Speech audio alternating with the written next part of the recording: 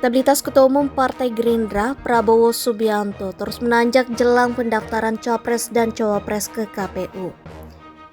Dari temuan survei Ipsos Public Affairs, elektabilitas Prabowo berhasil mengalahkan dua capres rival lainnya, yaitu Ganjar Pranowo dan Anies Baswedan. Analis politik dan peneliti senior Ipsos Public Affairs, Arif Nurul Imam menjelaskan, dalam temuan survei pihaknya, elektabilitas Menteri Pertahanan RI itu mendapat 30,13%.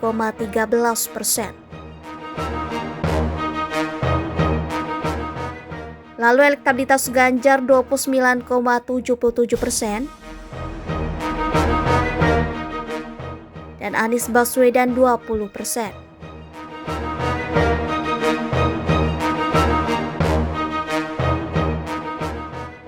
Arif menyampaikan, dalam survei Ipsos juga terekam Prabowo bisa unggul dari Ganjar dan Anies berdasarkan segi pemilih muda.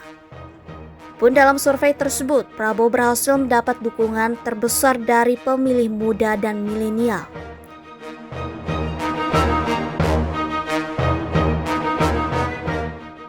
Kemudian, dari klaster usia 17 hingga 24 tahun, Prabowo juga sukses dapat dukungan sebesar 32,79%. Kemudian diikuti Ganjar dengan 30,89% dan Anies 19,24%.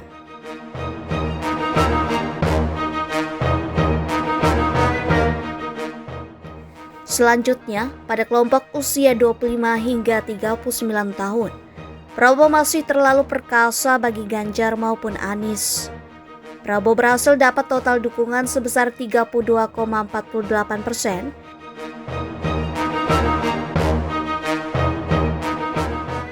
Disusul Ganjar dengan 28,35%.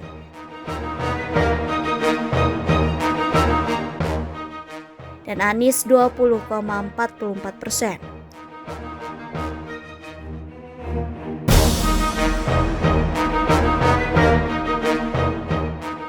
Sementara itu, prediksi tentang peta persaingan antara pasangan Anies Caimin dan Ganjar Mahfud. Di kedua kubu sama-sama menggandeng bakal cawapres yang lekat dengan Nahdlatul Ulama NU. Muhaimin merupakan kader NU secara organisasi yang saat ini menjabat sebagai Ketua Umum Partai Kebangkitan Bangsa PKB.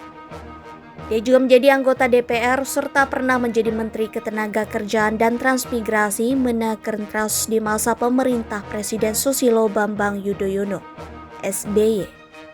Sedangkan Mahfud tumbuh di lingkungan pesantren dan pernah menjadi salah satu menteri di era pemerintahan Presiden Kyai Haji Abdurrahman Wahid Gus Dur. Keputusan menggandeng tokoh yang mempunyai kedekatan dengan NU dianggap menjadi strategi buat mendulang suara dari ceruk kaum Nahdien, baik yang merupakan anggota secara organisasi maupun para pendukungnya. Menurut Direktur Eksekutif Trias Politika Strategis Agung Baskoro, ada beberapa hal menarik patut disimak terkait peta persaingan antara pasangan Ganjar Mahfud dan Anies Muhaimin. Menurut Agung, secara elektoral kemungkinan akan terjadi persaingan sengit antara Muhaimin dan Mahfud MD, yang diibaratkan bak simulasi masa lampau antara pengaruh PKB Caimin versus PKB Gus Dur. Akan tetapi, Pilpres sangat kental dengan pertarungan secara personal. Yang dimaksud adalah persaingan figur antara kualitas personal antara Ganjar Mahfud dengan Anies Caimin. Menurut Agung, untuk saat ini Mahfud terlihat sedikit lebih unggul dari Muhaimin. Contohnya dari sisi pengalaman, Mahfud sudah pernah berada di 3 posisi kenegaraan, yakni menjadi anggota DPR Legislatif, menjadi Ketua Mahkamah Konstitusi Yudikatif, dan menjadi Menteri Eksekutif. Selain itu, Mahfud juga masih membaktikan diri dalam dunia akademik sebagai dosen di sejumlah kampus. Agung menilai, jika Muhaimin dibandingkan secara berhadapan dengan Mahfud, maka dia harus mengeluarkan upaya ekstra buat mengamankan suara. Apalagi diperkirakan mereka akan diproyeksikan buat mendulang suara di wilayah-wilayah basis NU.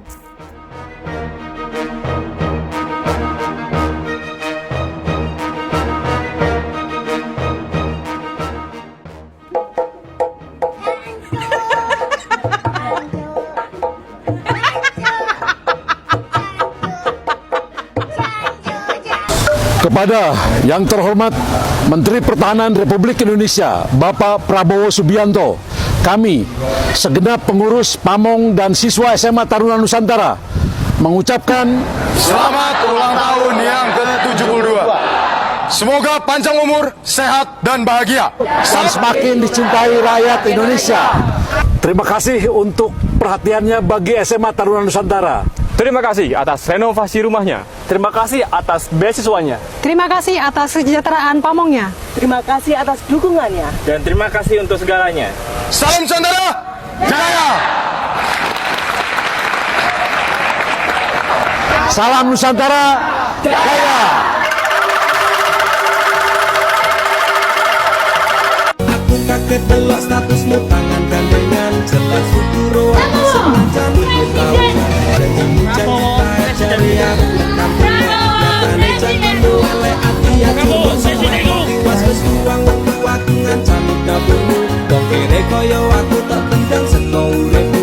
Kowe ngopo dikondo tinggo nuruti pengsimu. Kowe milih kono sing iso nuruti senengmu asu. Pas aku dolan jebul ketemu kowe ning dalan, kowe konangan kendang. Saya ingat betul omongan Gus Dur, Pak Prabowo, Anda akan jadi presiden nanti di akhir usia Anda yang semakin tua. Ada satu alasan disampaikan oleh Gus Dur. Ketika ditanya, kenapa Prabowo berpotensi jadi presiden? Karena Prabowo punya sifat yang ikhlas.